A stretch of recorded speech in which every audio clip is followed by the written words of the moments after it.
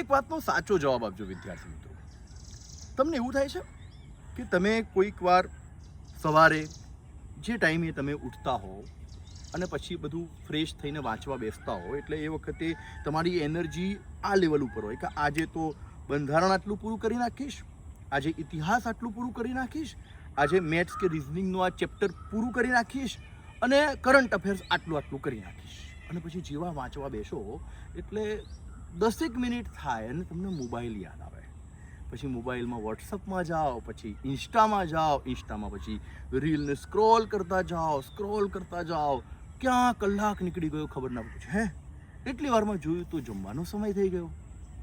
વિદ્યાર્થી મિત્રો, આ રીતે ક્યારે પરીક્ષાની તૈયારી ના થાય. જો આ તમારી જોડે થઈ રહ્યું છે તો આ વિડીયોને પૂરો સાંભળો. આ વિડીયો તમારા માટે જ છે. સૌથી પહેલાં આ બધી વસ્તુઓ જો તમારે દૂર કરવી હોય તો હું આજે તમને 5 ટિપ્સ આપું છું. મોર પણ તમને કહી રહ્યો છે કે આ ટિપ્સને સાંભળજો. સો 5 ટિપ્સ આપું છું. આ 5 ટિપ્સને તમારા મગજમાં રાખો. નંબર 1, જ્યારે પણ વાંચવા બેસો તો મોબાઈલ વિશે નક્કી કરો કે આ 2 કલાક કે 3 કલાક હું મોબાઈલને અડીશ જ નહીં, અથવા મોબાઈલને બેગમાં મૂકીને બેગ થોડું દૂર મૂકી દો કે એમાં કોઈનો ફોન આવે ને તો વાઇબ્રેટ કર્યો હોય તોય તમને ખબર ના પડવી જોઈએ. હું તો કહું છું સાયલેન્ટ કરી દો. Number 2, over thinking. તમે ઘણા વિદ્યાર્થીઓ શું કરે છે ખબર છે, પ્રિપેરેશન હજુ તો શરૂ કરી હોય અને પૂછતા હોય, સાહેબ આમાં પગાર કેટલો છે, પ્રમોશન કઈ રીતે થશે, પછી મારા મેરેજ ક્યારે થશે, મેરેજ પછી હું ફરવા ક્યાં જઈશ. અલ્યા ભાઈ, પહેલાં પરીક્ષા તો પાસ કર. આ બધી ચિંતા છોડી દે. અત્યારે અનુચ્છેદ 32 બંધારણીય ઇલાજનો અધિકાર વાંચી લે. સો આમાં શું કરવું? જ્યારે ઓવર થિંકિંગ થાય ત્યારે થોડોક સમય બ્રેક લો, મેડિટેશન કરો, મગજને શૂન્યાવકાશ કરી દો અને મગજને કહો કે અત્યારે તું કંઈ જ ના વિચાર, માત્ર અને માત્ર આ ચોપડી તારી સામે પડી છે, તું આને વાંચ, બસ બીજું કંઈ નહીં. ત્રીજી અગત્યની ટિપ્સ, તમારું એક ફિક્સ ટાઈમ ટેબલ હોવું જોઈએ.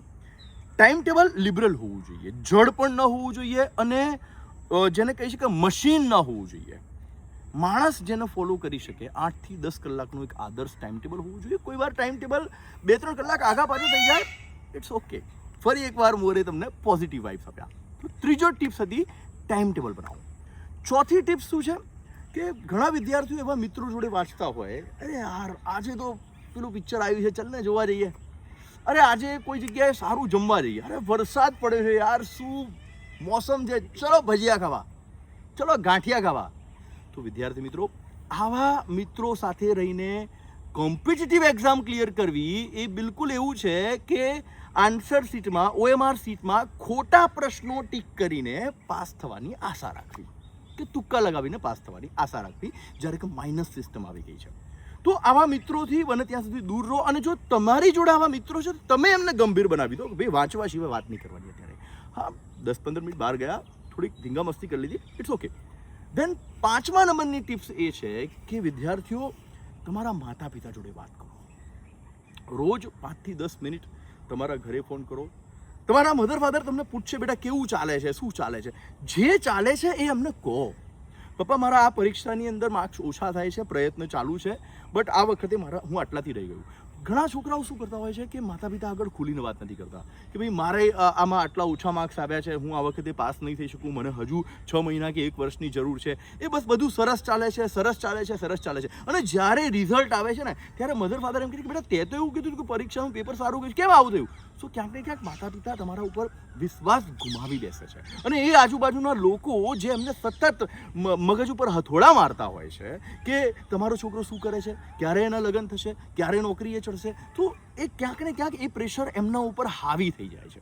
તો તમારા માતા પિતા જોડે શેર કરો. એમને ખબર નથી પોલિટીમાં તમે શું વાંચી રહ્યા છો, એમને ખબર નથી કે તમે ઇતિહાસમાં શું વાંચી રહ્યા છો, કે તમે મેથ્સના કેટલા દાખલા ગણી રહ્યા છો.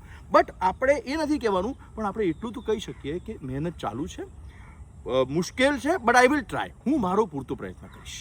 આટલું તમે કહી શકો છો. વિદ્યાર્થીઓ, આ 5 ટિપ્સ, ફરી એકવાર મોરનો પ્લસ પોઈન્ટ, આ 5 ટિપ્સ જે છે એ તમારા મગજમાં રાખો અને તમે નીચે કોમેન્ટમાં કહો કે તમને કઈ બાબતથી ડિસ્ટ્રેક્શન થાય છે વાંચતી વખતે. મોબાઈલથી થાય છે, ઓવર થિંકિંગથી થાય છે, કે પછી બીજું કંઈક છે. શક્ય છે કે તમારા કોમેન્ટના આધારે હું નેક્સ્ટ વિડીયો બનાવું. જય હિન્દ.